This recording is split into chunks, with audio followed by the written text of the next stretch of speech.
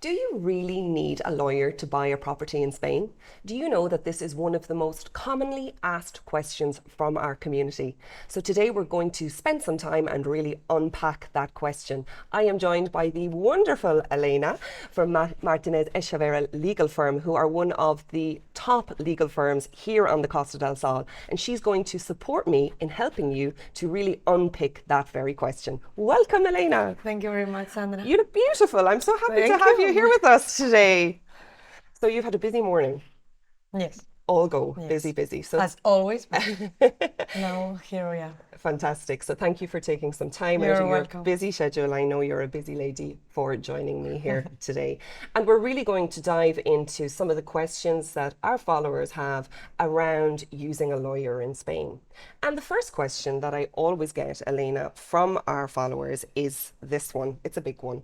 So do you actually really need a lawyer when you're buying a property in Spain? Legally, are you required to have one?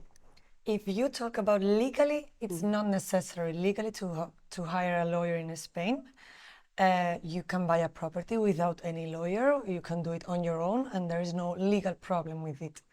However, we highly recommend the client, other people that are planning to buy a property in Spain, that they should hire a lawyer. Why?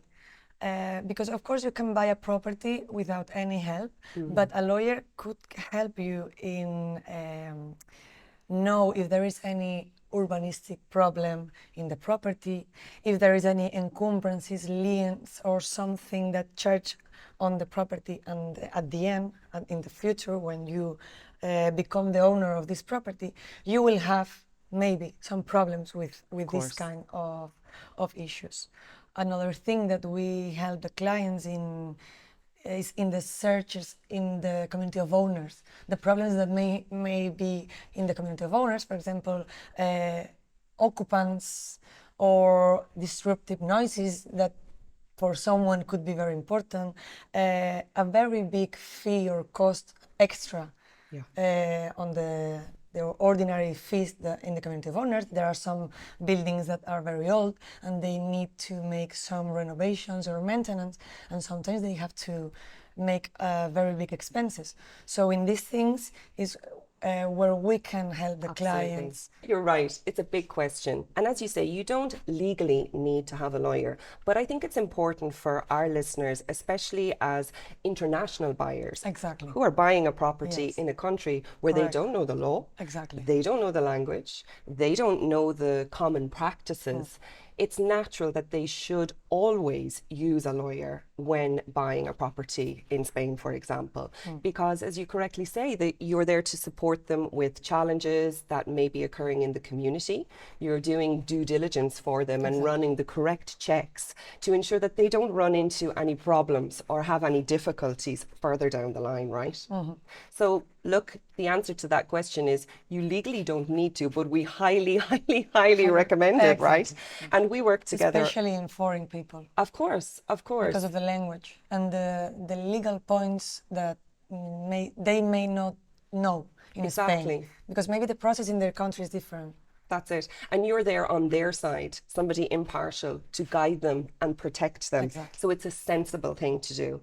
And we work together often, right? And when we have clients that choose to work with us at WL Costa Properties, we always, as one of the first steps, recommend them to use a lawyer and make an introduction to yourselves so that they can move forward with clarity and peace of mind.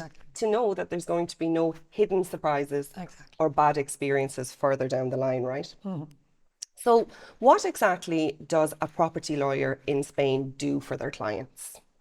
Well, we guide the clients from the beginning of the process until the end. The first step that in which we help them is in the reservation. From the beginning, we always recommend that they don't pay anything before we can see at least the draft of the reservation document. Sure. Because it's a very simple document, the reservation document, but at the end is very important, because then in that document we can reflect all the important things that in the future will guide the process of the purchase. Sure.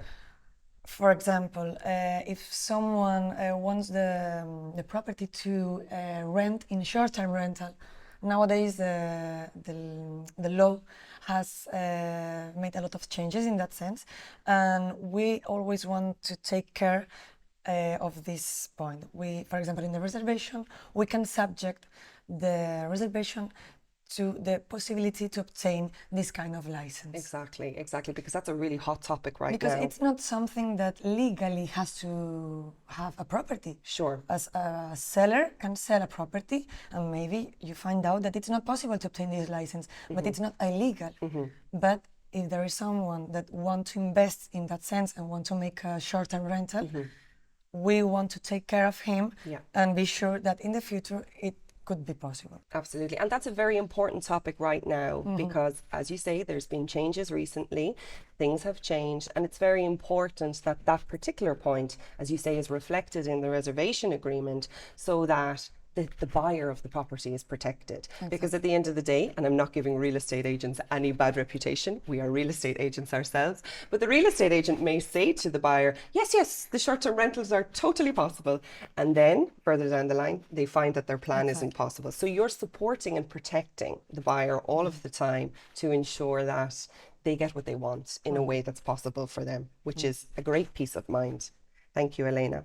So in your opinion, Elena, why is it so important to have a lawyer as a foreigner who's purchasing in Spain? Well, for the things that we have been talking before, it's important to know, for example, that the urbanistic situation of the property is correct. There is people, not only foreigners, also Spanish people, who think that they can purchase a property without any help. But sometimes they miss these kind of things. For example, to ask for a first occupation license. In Spanish, it's called licencia de primera ocupación. This license gives the safety to the people that the property is correct from the point of view of the urbanistic planning. What means that a property doesn't have this license? If it's an old property before 1986, it doesn't, maybe it's not a problem, but in case that it's from that year in advance, it could mean that there is some urbanistic problem with the property. And maybe the construction, it's not done as per the construction license, and there could be future problems. Exactly. Sanctions, or maybe this make that the buyer cannot make any new construction in the property, reformations, or construction of maintenance or something like this. Because the town hall doesn't allow some properties that are not regular to make any kind of new constructions. So, for example, this is something that is important. Absolutely, and we see that a lot, particularly in older properties where maybe the old owner has extended the property without by license. Correct, and then you find that they think the property is worth more because it's larger, but actually it's not on the plans. So it's not registered in the land registry. Exactly. So that's advice that the new buyer won't know that you're able to support them with and make sure their property is fully legal. But I'm always really curious about this question because, as you say, often in Spain, Spanish people may not use a lawyer, and it doesn't seem to be the common thing that Spanish people use a lawyer all of the time. And this is where our clients get confused because... And why? Yeah, because they're like, well, why do I need one if Spanish people don't need one? But I think people have to think sensibly about this. You're in a new country with new laws, with a new language, where cultures are different, where the law is different. Why would you expose yourself and put yourself in a difficult situation? Just hire a lawyer. Yeah. And the language is another thing that is very important. Usually the contracts are written in Spanish.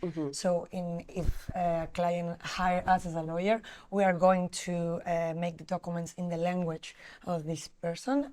In my case, it's in English, but in our law firm, we have people who help us with different languages. We have Swedish people, French, Finnish, Polish. So we give the clients these contracts in their language, so they can understand everything and they don't have questions Of course. and problems with these kind of things. Another thing is that public offices in Spain to pay taxes, the notary, they usually work in Spanish. So we help a lot the clients in the translation, not only in written, but also at the notaries, the translation in presence of the notary, because there are notaries that don't speak English, Yes. and the clients need to have someone who translate Yes. the document that they are going to sign in front of him. Yes. So we can help the clients in this sense. Absolutely. So it just provides that excellent service, peace of mind for the client so that they know what's going on, right, every step of the way. So, Elena, when somebody's choosing a lawyer, is there any red flags that you would tell them to look out for or things that they should think about when they're making their choice? Well, maybe I could say two things. One is that they can check reviews, maybe available in internet. For example, in our case, our clients can check in Expansión Jurídico that we are in a ranking of law firms in Andalucía. We are in the top one and the 14th in Spain. Amazing. For example, it's possible that they are more relaxed, Sure. knowing that we are in a good position in this sense. And the other thing maybe could be what services are included in the legal fees. Yes. Because in our case, for example, we have a standard legal fee in which we include everything from the first meeting that we have with the client, obtain the NIE number, which is very important for all the people who wants to buy in Spain and sell, is the tax number to pay taxes. We help in the whole process from the reservation until due diligence, contract, the private contract, and then the completion, assisting them at the notary in case that they cannot come at that day, or in case that they come, we also go with them in front of the notary to help them in the whole process. Also, the after-sales process, we take care of the matriculation of the property, pay the taxes, hire the utilities, the electricity, water, all of these things, we can do it. And all of these things are included in our standard legal fee.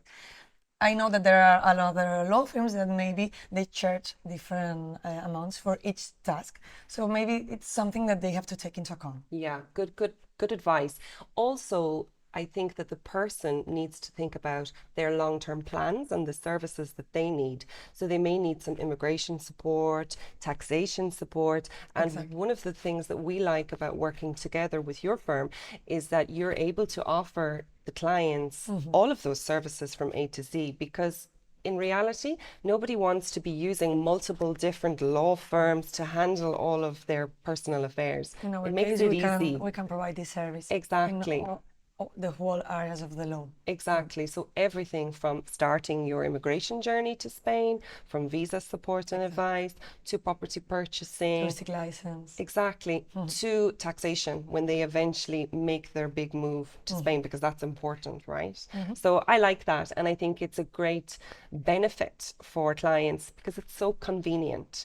And, also I think it's important that when a client is being referred to a legal firm by a real estate agent like ourselves, we're only going to refer you to the best. So it's important to listen to your trusted real estate agent too, and ask and take into account their recommendations regarding who they're referring you to, because using a good law firm makes the real estate agent's life a lot easier too, right? So fantastic. Elena, what would be your best advice to somebody who's just starting the process to buy their property in Spain? Well, I think that the first step is to hire the best real estate agency, which in that case could be you perfectly. And then when they have chosen their property, which it will be amazing, I'm sure, then I highly recommend to hire a lawyer and relax. Yeah. And trust us, because we know what we are doing. We make a lot of purchases in the year. We have contacts. We have trust notaries, trust architects. We know to who we have to recommend each client in each case. They have to trust us and know that we are everything is under control.